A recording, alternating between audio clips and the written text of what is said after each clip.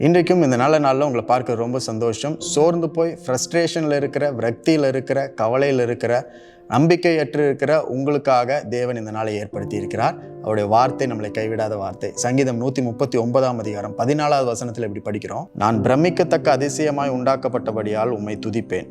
உமது கிரியைகள் அதிசயமானவைகள், அது என் ஆத்மாவுக்கு நன்றாய் தெரியும். நம்முடைய வாழ்க்கையில் ஒவ்வொரு நாளும் அநேக தகுதி சம்பந்தப்பட்ட கேள்விகள் எழும்பிக் கொண்டே இருக்கும். நான் தகுதி உள்ளவனா, நான் நல்லவனா, நான் சரியான காரியங்களை செய்கிறேனா, பிள்ளைகளை சரியாக வளர்த்துக்கிறேனா, am I a mistake, is my life a mistake, நான் ஒரு மிஸ்டேக்கா, இல்லை என் வாழ்க்கையே ஒரு மிஸ்டேக்கா, நம்முடைய பிள்ளைகள் எல்லாம் மிஸ்டேக்கா, தேவன் என்னை நேசிக்கிறாரா, கடவுளுக்கு நான் பிரியமானவனா இருக்கிறேனா, என்னை துரத்தி விட்டாரா, என் மேலே கோபமாக இருக்கிறாரா, இப்படி பல கேள்விகள் நம்முடைய வாழ்க்கையில் நிறைய நேரத்தில் வந்துட்டே இருக்கும்.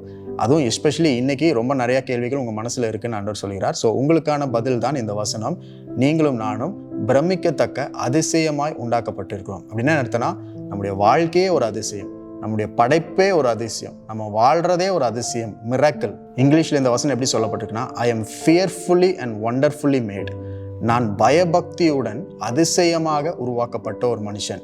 ஆண்டவர் என்னை உருவாக்கும் பொழுது, உங்களை உருவாக்கும் பொழுது எந்த குறையும் எந்த மிஸ்டேக்கும் எங்கேயுமே சொதப்பிடக்கூடாது அப்படின்னு சொல்லி பயபக்தியுடன் அதிசயமாக எல்லாவித நன்மைகள், ஆசீர்வாதங்கள் எல்லாவற்றையும் நம்மளுக்குள்ளே வச்சு தான் நம்மளை உருவாக்கி இருக்கிறார். அப்போ நம்முடைய தகுதி நம்மால் வருகிறது கிடையாது, நம்ம செய்கிற கிரியைகளால் வருகிறது கிடையாது.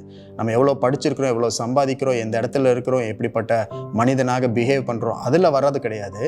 தேவன் நம்மை உருவாக்கினதே அதிசயம்தான்.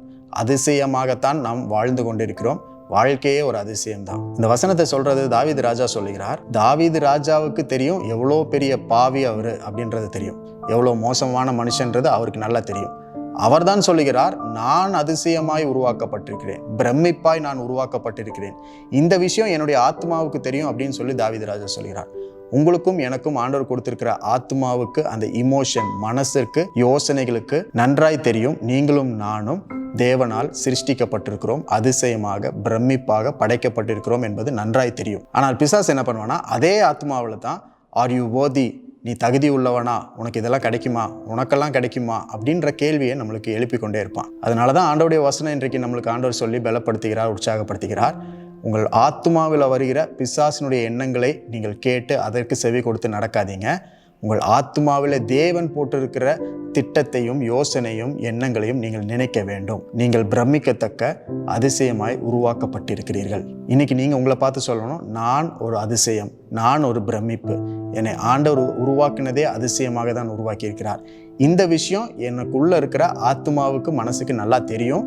எந்த விதத்திலையும் எனக்கு உள்ள வருகிற நெகட்டிவ் தாட்ஸை நான் அனுமதிக்க மாட்டேன் அப்படின்ற காரியத்தை நீங்கள் இன்னைக்கு உங்களுக்கு சொல்லுங்கள், உற்சாகப்படுத்துங்க, விசுவாசிங்க, நம்பிக்கையோடு இருங்க. தேவன் உங்களை கொண்டு பிரமிப்பான அதிசயமான காரியங்களை செய்ய முடிப்பார்.